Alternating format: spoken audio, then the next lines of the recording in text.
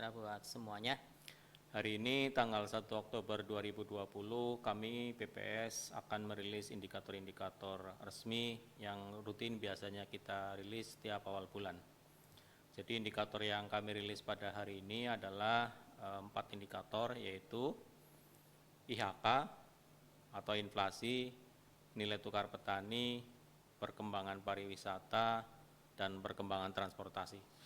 Jadi ada 4 indikator yang rutin kita rilis di setiap awal bulan. Kita mulai indikator yang pertama, yaitu inflasi.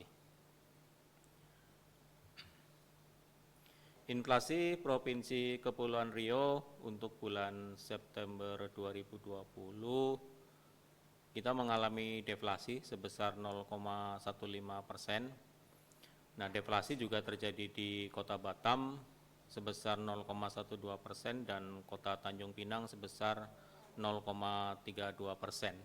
Jadi kedua kota mengalami deflasi, gabungan dari kedua kota yaitu Kepulauan Riau mengalami deflasi sebesar 0,15%.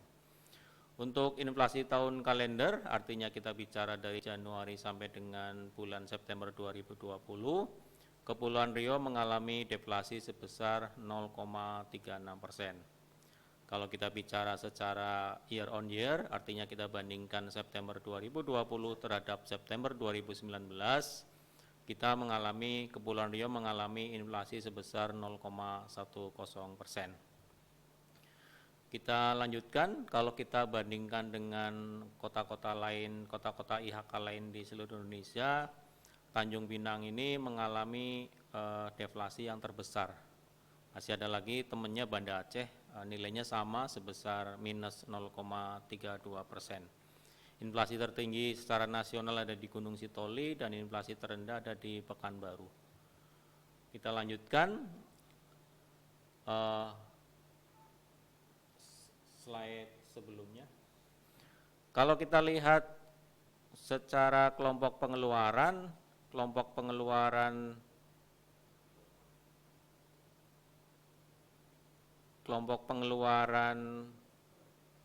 transportasi mengalami deflasi terbesar. Kelompok pengeluaran transportasi mengalami deflasi terbesar, yaitu 1,82 dengan andil 0,22 di September 2020 ini. Kelompok pengeluaran makanan dan minuman tembakau juga mengalami deflasi sebesar 0,11. Kelompok perlengkapan peralatan pemeliharaan rutin rumah tangga juga mengalami deflasi sebesar 0,05. Sedangkan kelompok yang lainnya mengalami inflasi dan ada beberapa kelompok yang tetap.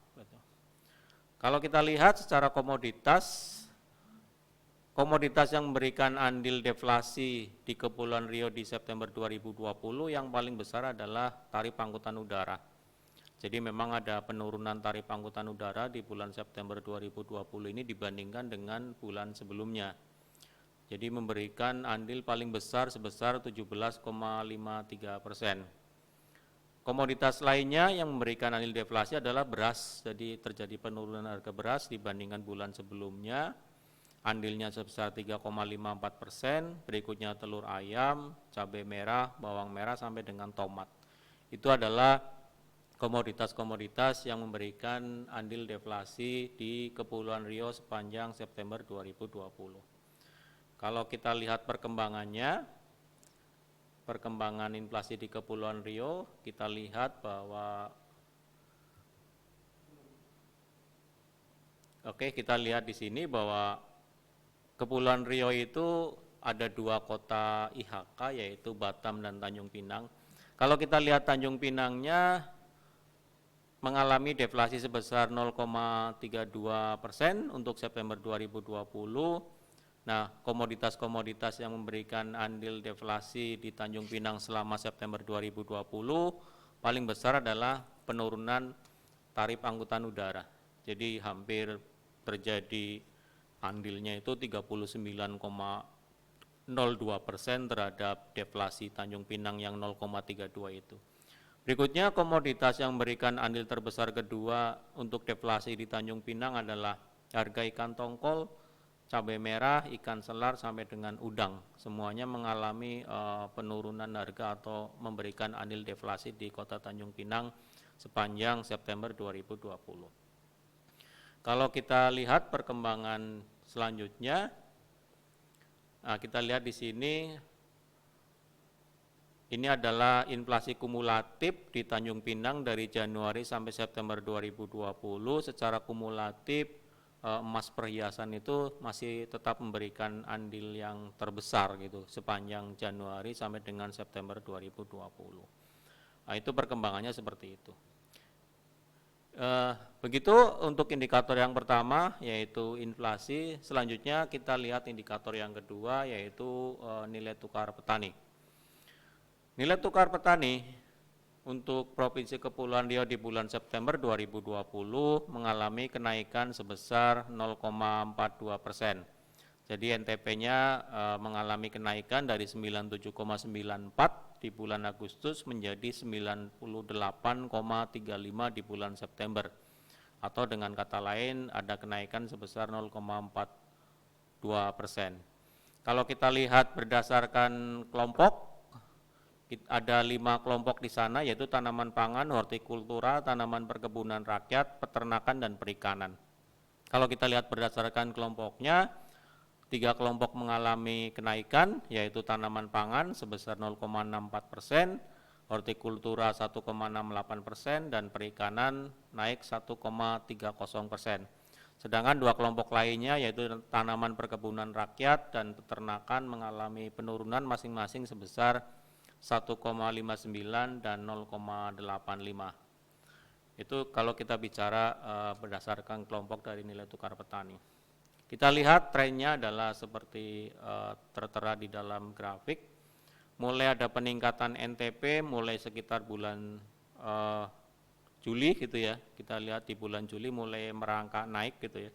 Artinya mungkin mulai ada perbaikan harga-harga dari sisi tingkat petani di sana. Tingkat penghasil di sana mulai bergerak naik NTP-nya. Artinya mulai ada perbaikan nilai tukar di sana. Walaupun secara total masih di bawah 100, tapi mulai bergerak ke arah yang lebih baik. Kalau kita lihat di tiap sektor, tadi sudah disebutkan sektor tanaman pangan mengalami kenaikan. Kita lihat trennya, kalau kita lihat trennya sepanjang 2020 cukup berfluktuatif, tapi cenderung flat gitu, mulai dari Januari sampai dengan September 2020, walaupun terjadi fluktuasi bulan per bulannya, tapi kalau kita tarik garis trennya itu cenderung datar saja gitu untuk yang nilai tukar petani di sektor tanaman pangan. Kalau kita lihat di sektor hortikultura, awalnya tinggi di bulan Januari, terus menurun sampai dengan bulan Juli di hortikultura dan mulai bergerak naik untuk bulan Agustus dan September. Mudah-mudahan kedepannya terus bergerak naik. Artinya di tingkat petani itu indeks yang diterima petani itu lebih besar dibandingkan dengan indeks yang dibayarkan. Artinya harga jual produk-produk yang mereka hasilkan itu lebih besar dibandingkan dengan ongkos produksi yang mereka keluarkan. Jadi dalam hal ini untuk sektor hortikultura masih mengalami keuntungan untuk teman-teman yang berusaha di sektor hortikultura. Mudah-mudahan kedepannya NTP-nya terus bergerak naik. Untuk tanaman perkebunan rakyat, trennya cenderung turun gitu ya, walaupun sempat naik di bulan Agustus sebesar 86,60, tapi secara trennya bergerak menurun. Artinya indeks yang diterima petani di tanaman perkebunan itu lebih kecil dibandingkan dengan indeks yang dibayarkan untuk keperluan produksinya. Nilainya bergerak turun terus. Untuk sektor peternakan sudah mengalami kenaikan sepanjang 2020 ini, trennya cukup bagus karena kalau kita lihat walaupun per bulannya itu berfluktuatif, tapi secara trennya bergerak naik gitu ya. Dari Agustus 102,25 sampai dengan di bulan September 101,38. Grafiknya mungkin bisa dilihatkan seperti itu. Untuk sektor perikanan, selanjutnya untuk sektor perikanan ini trennya cukup menggembirakan bagi rekan-rekan yang bergerak di bidang perikanan. Trennya mulai bulan Mei itu cenderung bergerak naik terus. dari mulai 99,33 naik menjadi 100,13, menjadi 101,96, 103,68 dan 105,02. Jadi kalau kita lihat trennya itu bergerak naik ya. Mudah-mudahan dalam masa Covid ini teman-teman yang berusaha di sektor perikanan itu terus tumbuh gitu ya. Artinya terus mengalami keuntungan di sana karena produk-produk yang mereka jual itu harga dari produk-produk yang mereka jual itu lebih besar dibandingkan dengan ongkos produksi yang mereka keluarkan. Mudah-mudahan kedepannya trennya terus bergerak naik. Di bulan Mei sudah mulai bergerak naik ya, kita lihat sampai dengan akhir tahun pergerakannya seperti apa. Kita tahu wilayah Kepri ini adalah wilayah maritim, mudah-mudahan ini pertanda baik gitu ya bagi teman-teman yang bergerak di bidang perikanan gitu ya, walaupun secara share PDRB-nya kecil tapi ini harus kita maksimalkan gitu. Kita lanjut. Untuk perikanan kita bagi menjadi perikanan tangkap ya. Perikanan tangkap trennya bergerak naik karena ada kenaikan harga-harga ikan gitu ya. Kenaikan harga-harga ikan di tingkat produsen gitu. Sehingga dari bulan Mei pergerakannya terus naik gitu. Ada kenaikan harga ikan air laut, harga ikan laut di sana gitu di tingkat nelayan gitu. Di tingkat nelayan terjadi kenaikan. Kalau kita lihat subsektor perikanan budidaya gitu ya, karena perikanan dibagi menjadi dua yaitu tangkap dan budidaya. Itu kebalikannya dengan perikanan tangkap. Untuk perikanan budidaya itu trennya cenderung menurun gitu ya. Untuk bulan September ini ada penurunan harga untuk ikan nila gitu ya, untuk ikan lele gitu, untuk ikan nila dan lele kalau nggak salah, lengkapnya ada di berita resmi statistik yang kita rilis bersamaan dengan paparan ini.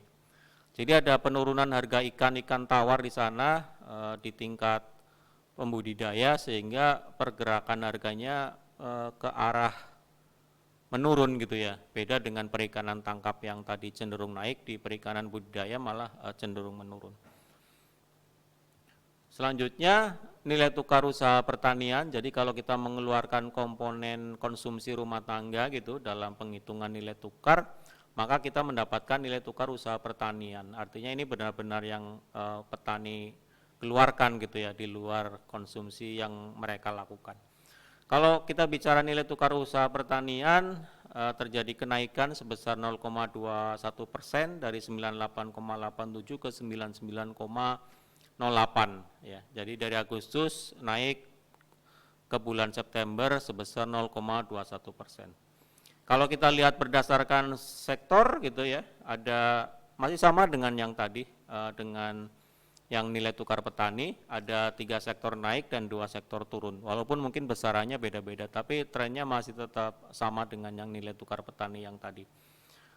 Selanjutnya kita lihat trennya masih cukup datar saja gitu ya untuk nilai tukar usaha pertanian, tapi cenderung naik gitu ya, walaupun nilainya tidak sebesar nilai tukar petani. Kalau nilai tukar petani masih di atas 100 gitu.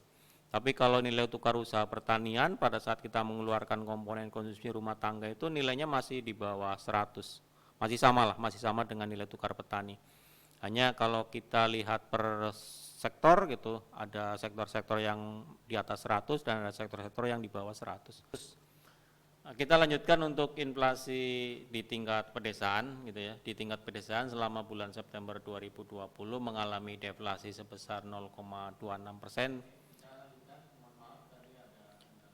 Untuk tahun kalender dari Januari sampai dengan September 2020 mengalami inflasi 0,38% dan kalau kita bicara year to year September 2020 dibanding September 2019 mengalami inflasi sebesar 0,61.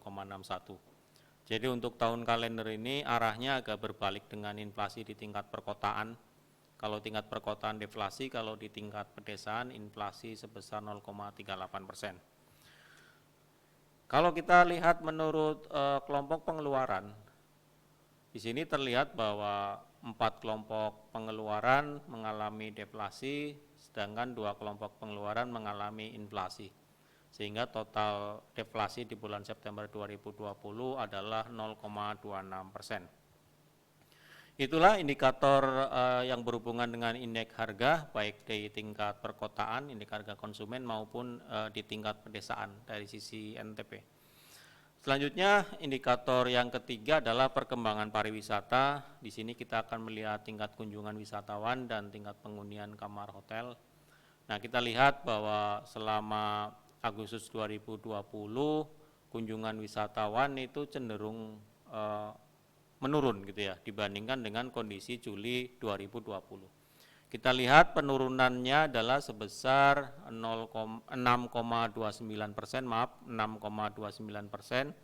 Kalau kita bandingkan bulan Juli itu ada 1.700 wisatawan mancanegara, kalau di bulan Agustus 1.654, jadi 1.765 menjadi 1.654 atau turun sebesar 6,29%. Nah, kita lihat grafik perkembangan kunjungan wisatawan di bulan April itu mulai flat gitu ya. Sejak pandemi bulan April mulai flat gitu ya. Terjun bebas dari Januari sampai dengan April dan dari April sampai dengan Agustus flat. Kalau kita lihat secara year on year, kita bandingkan Agustus 2020 terhadap Agustus 2019, itu penurunannya cukup jauh, sangat jauh, bahkan 99,38%. Itu perbandingan dengan Agustus 2019. Nah, kita lihat secara kumulatif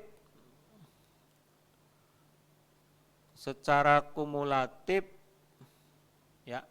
Secara kumulatif dari Januari Agustus 2019 kita bandingkan dengan kondisi sekarang secara kumulatif turun sebesar 78,43%. Dari 1,8 juta menjadi 407.000 gitu ya. Kita tentunya maklum dengan kondisi yang sekarang ini. Ini secara kumulatif.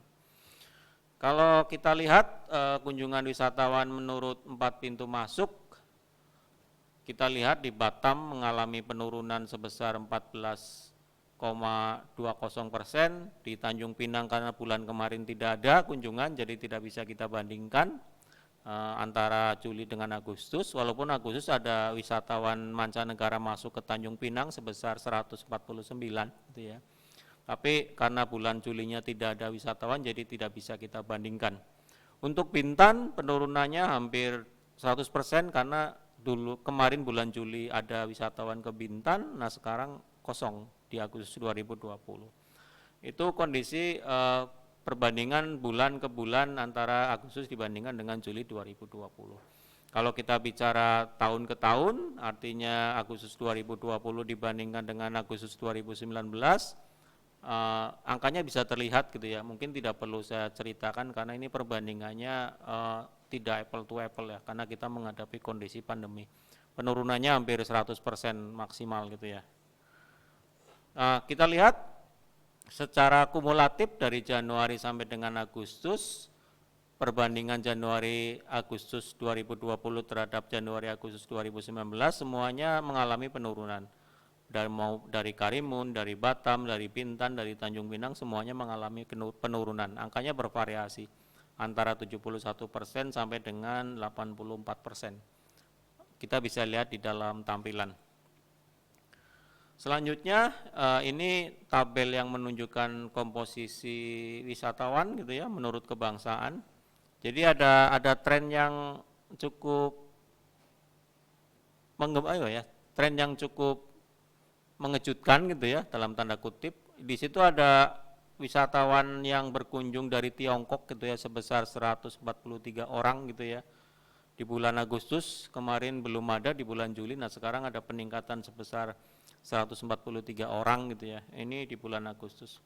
Sisanya dari Singapura, Malaysia, jadi sudah ada wisatawan yang berasal dari negara-negara utama ya, negara-negara wisatawan utama yang datang ke Kepulauan Riau, yaitu Singapura dan Tiongkok. Jadi mungkin pariwisata di bulan Agustus ini udah mulai agak sedikit bergerak gitu ya. Nah, kalau kita lihat negara utama asal wisatawan ke Kepulauan Riau sepanjang Agustus 2020 itu secara rincian per negara ada yang dari Tiongkok, dari Ukraina, dari Singapura, dari Rusia, Malaysia dan seterusnya, serta dari lainnya dari berbagai negara. Kita lihat ada tren yang besar di sana yang berasal dari Tiongkok yang 143 orang itu tadi.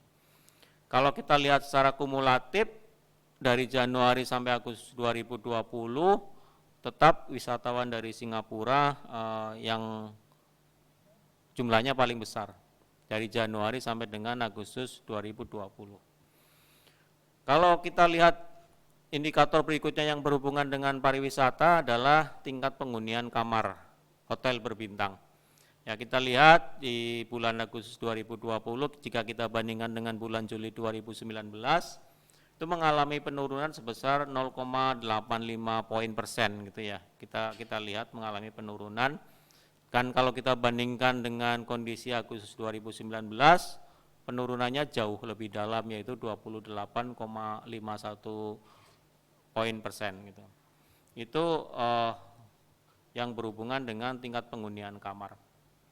Selanjutnya rata-rata lama menginap tamu asing dan tamu di Indonesia bulan Agustus ini mengalami penurunan sebesar 0,15. Jadi kalau bulan Juli itu masih 1,74, maaf ya 1,74, sekarang 1,59 hari gitu. Jadi sebelumnya 1,74 hari menjadi 1,59 hari. Jadi secara total mengalami penurunan sebesar 0,15%. Indikator yang terakhir adalah perkembangan transportasi. Kita lihat bahwa untuk penumpang angkutan udara di bulan Agustus dibandingkan dengan bulan Juli, itu untuk penumpang pesawat domestik itu secara total mengalami kenaikan. Jadi kalau bulan Juli ada 150.000 orang, kalau bulan Agustus sebesar 184.435.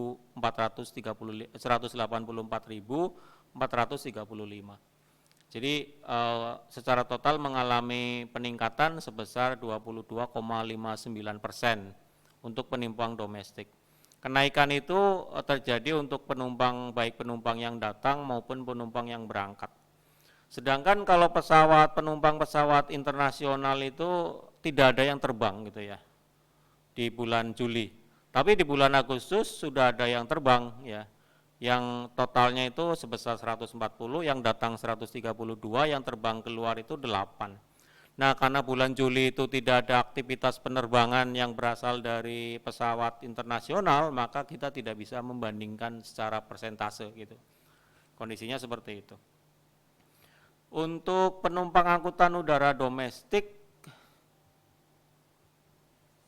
kita lihat bahwa secara month to month atau bulan per bulan maupun secara tahun per tahun kita lihat secara bulan ke bulan dibandingkan Juli 2020 tadi sudah dijelaskan mengalami kenaikan 22,59%. Tapi kalau kita bandingkan dengan Agustus 2019, kita mengalami penurunan sebesar 53,89%. Itu untuk angkutan penumpang udara domestik. Kalau kita bicara secara kumulatif dari Januari Agustus 2020 dibandingkan Januari Agustus 2019, mengalami penurunan sebesar 44,40%. Itu kalau kita bicara secara kumulatif. Untuk penumpang angkutan udara internasional, di bulan Agustus ada sebanyak 140, di bulan Juli kosong, di bulan Agustus 2019 sebanyak 9.328.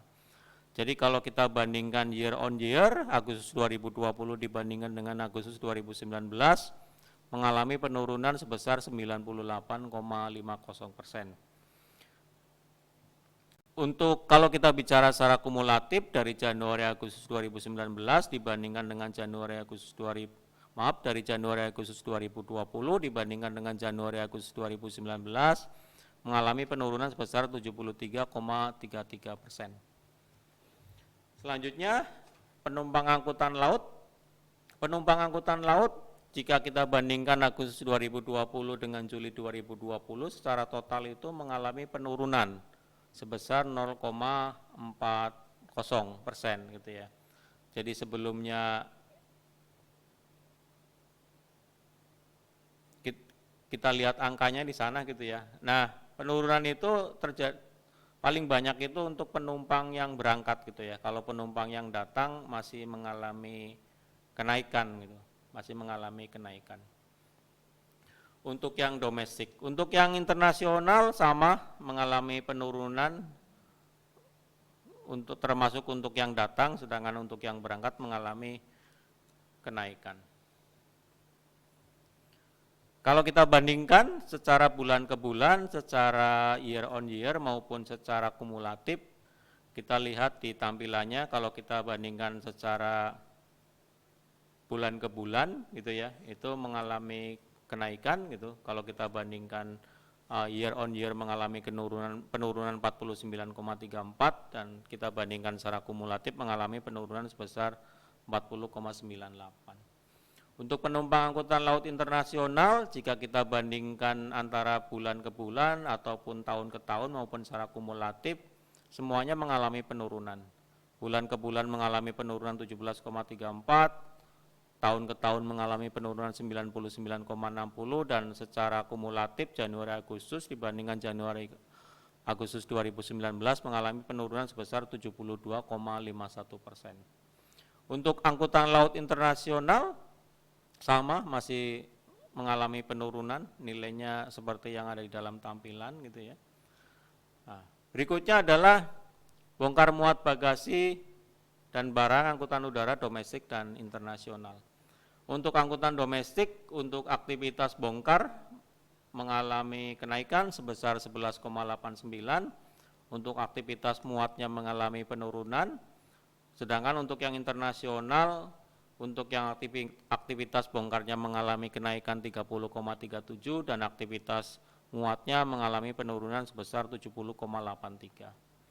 Untuk bongkar muat barang angkutan laut, kita lihat di tampilan berikutnya. Untuk aktivitas bongkar mengalami penurunan 9,55, untuk aktivitas muat mengalami kenaikan sebesar 10,25 kalau kita bicara bulan ke bulan.